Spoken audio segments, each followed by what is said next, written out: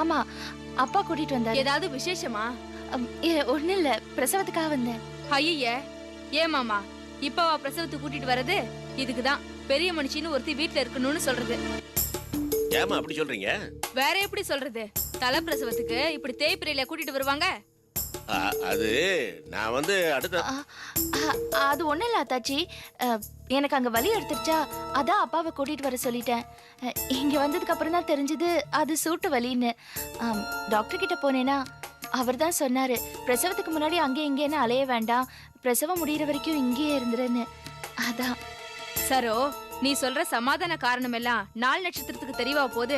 என்னதான் இருந்தாலும் தேய்பிரையில கூட்டிட்டு வந்தது கொஞ்சம் கெடுதிதான். தலை பிரசவங்கிறது மறுஜென்மம் மாதிரி. சரோ, ஆண்டவன் செய்யாதது நாள் நட்சத்திரம் செய்யும்னு சொல்லுவாங்க. எனக்கு என்னமோ நீ ஜாக்கிரதையா இருக்கிறது நல்லதுன்னு தோணுது.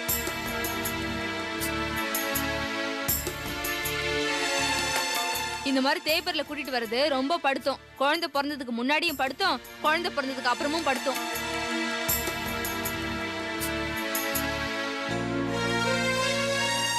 இப்படிதான் நம்ம மில்லுக்காரர் இருக்காருல்ல, நாள் நட்சத்திரம் பார்க்காம பொண்டாட்டிய பிரசவத்துக்கு அனுப்பிட்டாரு. அவ உயிர் போச்சதே பெரிய விஷயம். அதையும் மீறி குழந்தை பிறந்தது. ஆனா நல்லா ஓடிக்கிட்டு இருந்த மில்ல இழுத்து மூடிட்டாங்க. இப்போ அவங்க நிலைமை பிச்சை எடுக்காத குறை.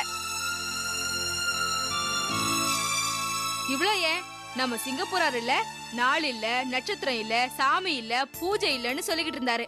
இதே மாதிரிதான் பொண்ண பிரசவத்துக்கு கூட்டிட்டு வந்தாரு. குழந்தை பிறந்துச்சு. ஆனா ஒரு கை ஊனமால பிறந்துச்சு.